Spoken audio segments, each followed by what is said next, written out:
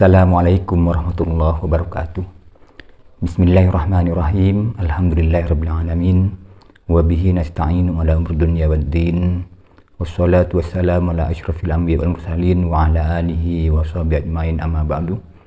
Pada suatu hari saya sedang membangun rumah, kemudian tukang yang sedang bekerja di rumah ditanya oleh orang, "Paku 1 kilo berapa?" Jadi yang ditanyakan oleh tetangga itu kepada tukang adalah, "Paku 1 kilo berapa?" Kemudian tukang yang sedang menggarap di rumah itu menjawab, 1 kilo 10 on. Yang bertanya ini kemudian agak mangkel, tetapi semuanya berakhir dengan tanda tawa, berakhir dengan guyonan. Saya yang mendengar percakapan itu juga tersenyum dan dalam hati berbisik, cerdas sekali tukang saya ini. Sahabat sekalian, pertanyaan 1 kilo berapa ini memang belum jelas, karena yang ditanyakan apanya, berapa itu apanya. Dan tukang saya menjawab 1 kilo 10 on itu tidak salah, karena memang 1 kilogram itu sama dengan 10 ons. Penanya juga tidak dapat menyalahkan karena pertanyaannya tidak lengkap. Seandainya dia bertanya, "Paku 1 kilo harganya berapa?" maka jelas jawaban yang diminta berupa harga. Tetapi kalau 1 kilo berapa, ya suka-suka yang mau menjawab.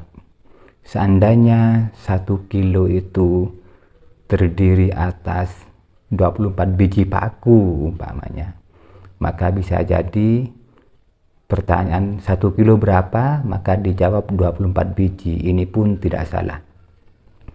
Sahabat sekalian, di dalam matematika itu konteks pembicaraan atau semesta pembicaraan itu penting. Ketika kita berada di kelas matematik dan kita sedang bicara bilangan, maka konteks pembicaraan atau semesta pembicaraan meskipun tidak disepakati lebih awal, artinya tidak disampaikan di awal oleh gurunya, maka semesta pembicaraan yang disepakati sebagai bilangan atau himpunan bilangan terbesar yang mungkin. Jadi ketika di kelas matematika SD kelas 1, kelas 2 seumpama, maka konteks pembicaraan atau semesta pembicaraan yang mungkin adalah bilangan cacah mulai dari 0 sampai 20 atau sampai 100. Ketika seseorang bertanya kepada anak SD dengan pertanyaan, anak SD kelas 1, kelas 2 yang saya maksud, dengan pertanyaan 5 dikurangi 10 berapa? Maka kalau anak SD ini menjawab tidak ada jawabannya, maka dia benar. Karena konteks yang berada pada dirinya terbatas pada bilangan cacah 0 sampai 20 atau 0 sampai 100. Jadi belum mengenal himpunan bilangan bulat, khususnya himpunan bilangan bulat negatif.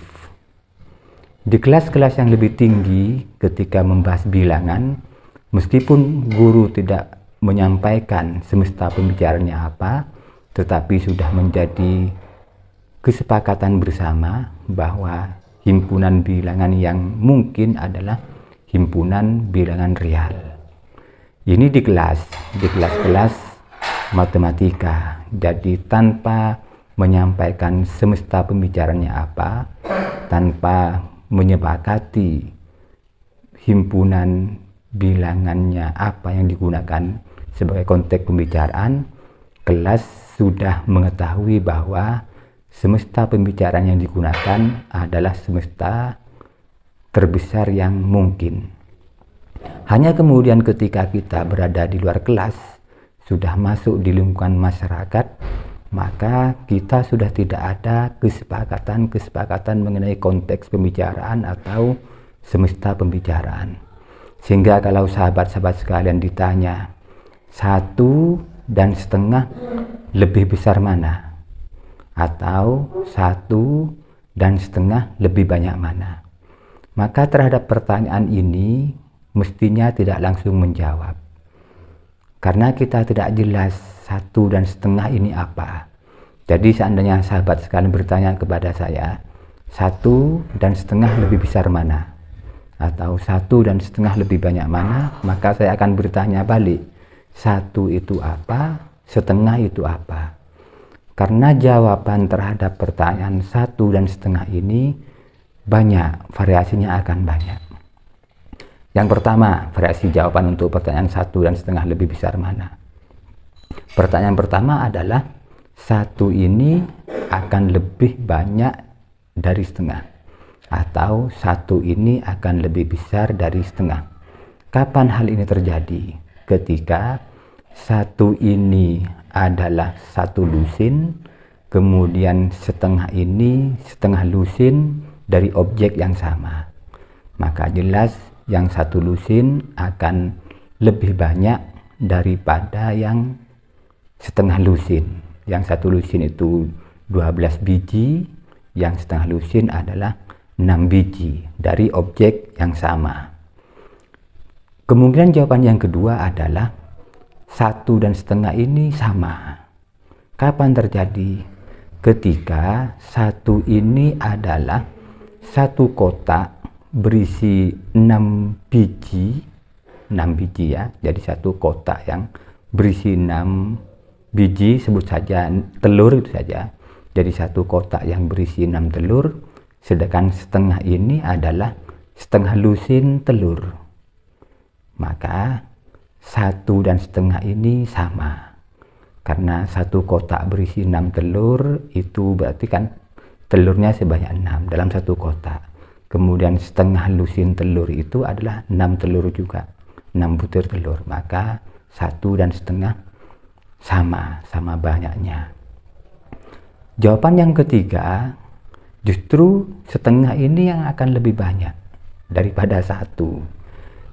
Kapan hal ini terjadi? Ketika 1 ini 1 biji, sebut saja 1 butir telur saja. Kemudian setengah ini setengah lusin telur, atau setengah kilogram telur saya boleh. Jadi 1 ini 1 butir telur dibandingkan dengan setengah lusin telur atau setengah kilogram telur. Maka dalam hal ini adalah setengah ini lebih banyak atau lebih dari 1. Maka dari situlah kita itu perlu detail dulu menanyakan konteks pertanyaan yang sedang dibicarakan, konteks dari pertanyaan yang sedang diajukan. Sama dengan pertanyaan 3 kali 4 berapa. Kita harus tahu konteks pembicaraannya ini di mana. Dan di dalam bulan Ramadan ini khususnya, hal ini mirip-mirip dengan pertanyaan, bolehkah pada siang hari di bulan Ramadan seseorang mencium istri? Jadi ada orang bertanya, bolehkah di bulan Ramadan seseorang itu mencium suami atau mencium istri? Nah, ini tidak bisa dijawab langsung, Kita masih perlu bertanya, istrinya siapa atau suaminya siapa? Kan begitu kan. Para dai mesti akan bertanya begitu. Yang dimaksud itu mencium istrinya siapa atau mencium suaminya siapa? Kalau mencium istri sendiri tanpa nanti menimbulkan syahwat, itu sah-sah saja, itu boleh kan. Tetapi kalau mencium istri sendiri di bulan Ramadan di saat kita berpuasa, kemudian sampai menimbulkan syahwat, itu tidak boleh, justru diharamkan. Nah, kalau mencium istri ini kemudian mencium istri orang, ya jelas haram. Mencium istri orangnya ini haram. Oke. Nah, sama dengan pertanyaan seperti itu, apakah boleh mencium istri di siang hari di bulan Ramadan? Nah, pertanyaannya perjelas dulu, istri siapa? Nah, istri siapa? Sehingga pertanyaannya akan bervariasi, sehingga konteks pertanyaan itu harus jelas sejelas-jelasnya. Pada suatu hari saya juga pernah ditanya oleh teman di kampus, 4 tambah 4 berapa? Kemudian saya tanya balik. Sebelum saya jawab, 4, tolong jelaskan ke saya 4 ini apa? Operasi tambah itu operasi tambah yang bagaimana? 4 yang belakang itu 4 apa? Saya tanya begitu. Kemudian teman saya malah bertanya begini, loh, ditanya kok malah bertanya. Karena saya jawab, kalau konteksnya tidak jelas, maka jawabannya bisa bervariasi. Sebagai contoh, kalau 4 ini adalah bilangan bulat, kemudian operasi tambah itu operasi tambah yang standar, kemudian 4 yang belakang juga 4 bilangan bulat, kemudian makna sama dengan itu adalah sama dengan yang standar, maka jelas 4 tambah 4 adalah 8. Kecuali sampean punya konteks yang lain, maka bisa jadi 4 tambah 4 hasilnya tidak 8. Demikian, maka di matematika itu konteks penting. Kembali ke 4 tambah 4, di matematika itu ada istilah bilangan bulat modulo. Ada bilangan bulat modulo 1, ada bilangan bulat modulo 2, ada bilangan bulat modulo 3, dan seterusnya. 4 tambah 4, kalau kita bicaranya di bilangan bulat modulo 2, maka hasilnya adalah 0. 4 ditambah 4, kalau kita bicara dalam bilangan bulat modulo 3, maka hasilnya adalah 2. 4 tambah 4, kalau kita bicara di bilangan bulat modulo 4, maka hasilnya 0 lagi. Kalau 4 tambah 4 kita bicara di bilangan bulat modulo 5, maka hasilnya 3. 4 tambah 4 kalau kita bicara di bilangan bulat modulo 6, maka hasilnya 2. 4 tambah 4 kalau kita bicara di bilangan bulat modulo 7, maka hasilnya 1. 4 tambah 4 kalau kita bicara di bilangan bulat modulo 8, hasilnya 0.